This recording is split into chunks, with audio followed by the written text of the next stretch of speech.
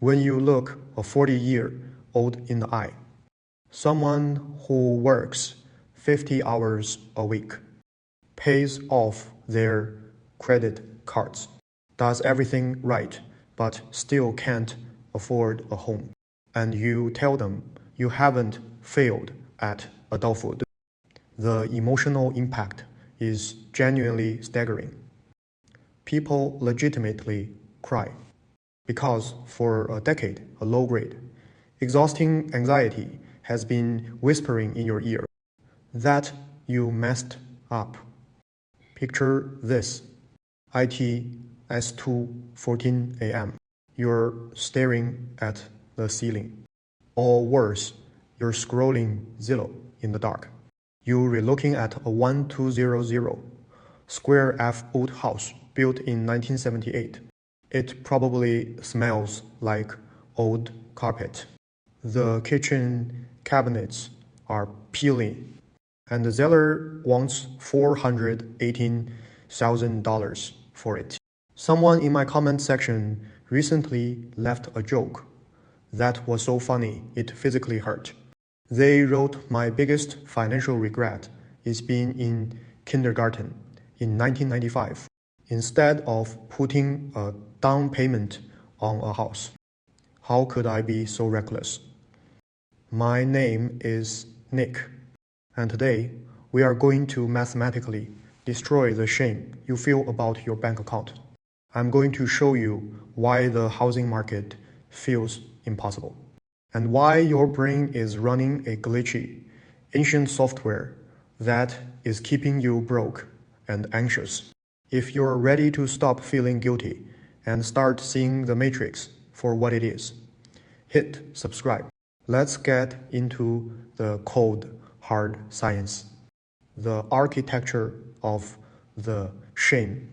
First, let's address the psychological warfare happening in your head.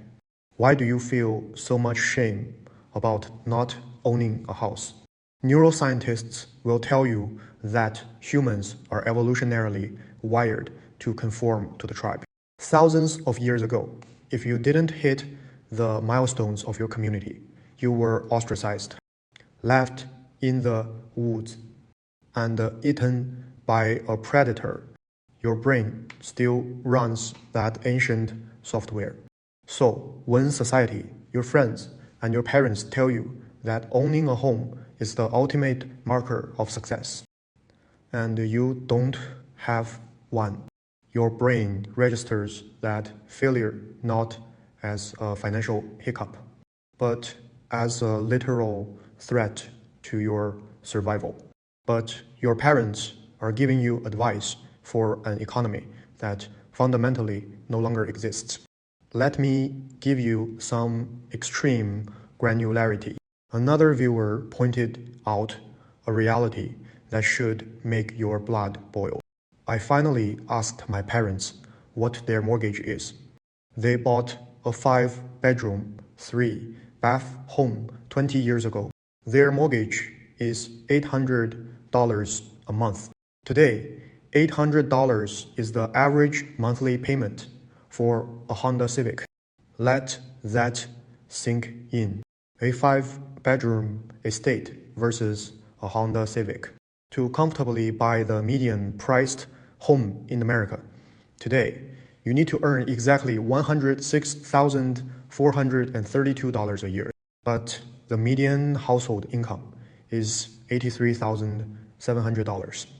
The system has a $22,732 gap baked into the math before you even wake up and brush your teeth. You are not failing the system. The system is structurally designed to fail you. The subscription trap. So what actually happened? Everyone tells you it's a supply and demand issue, but that's a polite lie. We don't just have a shortage of houses. Over the last few years, giant private equity firms, armed with bottomless pockets, realized something terrifying. They looked at the middle class and decided, As one of you brilliantly summarized, they don't want homeowners anymore. They want monthly subscribers. They are buying up single-family starter homes in cash, outbidding regular families, just to turn around and rent those exact same homes back to you for $3,000 a month. They are trying to turn your basic human need for shelter into a SaaS product. And what about the new homes being built? You drive past those massive subdivisions with the shiny flags.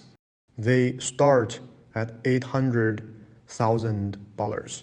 But what are you actually buying? You're buying a house held together by dental floss and cardboard. Builders are cutting every conceivable corner using the cheapest materials legally allowed. You are taking out $1 million loan for a product that will start falling apart the minute the 12-month warranty expires. We used to look at homeownership as the ultimate investment. Today, for the average first-time buyer, stretching their budget to 50% of their take-home pay just to get the keys. Ownership isn't an investment. It is a life bet. It is a 30-year financial prison sentence with a granite countertop. The identity shift. This is where the magic happens. This is where we break the programming. You need to completely rewire your identity. Most people are trapped in the consumer identity. They think renting is throwing money away. They feel a deep, burning shame when they write a rent check because society told them they are paying someone else's mortgage. Think about it this way. If a $400,000 mortgage with property taxes, maintenance, and 6.5% interest costs you $3,200 a month, and renting a similar place costs you $2,000 a month, the person who rents and aggressively invests that $1,200 difference into a compounding machine, like an S&P 500 index fund, is not a failure. They are a financial sniper. I know. Your uncle at Thanksgiving will tell you real estate is the only way to build wealth. But the math doesn't care about your uncle's feelings. Having $50,000 in a liquid investment account changes your life drastically more than having $150,000 in home equity that you can't touch without selling the roof over your head. Liquid money buys you options. It buys you the ability to walk away from a toxic boss. It buys you the freedom to move across the country for a dream job. It buys you sleep at night. Wealth isn't about the physical stuff you own. Wealth is about buying your life back. The bottom line. You have to stop playing a game where the rules were written by the people trying to sell you the board.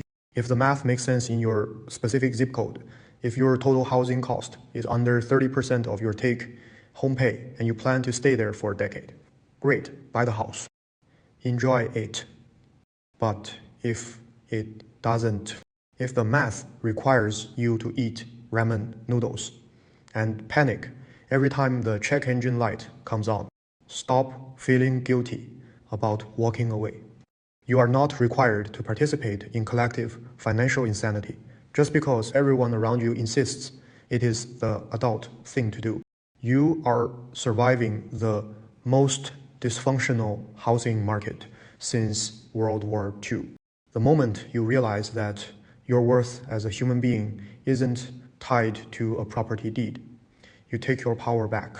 You shift from a panicked consumer, desperately trying to impress people you don't even like, into a strategic investor, silently building real freedom.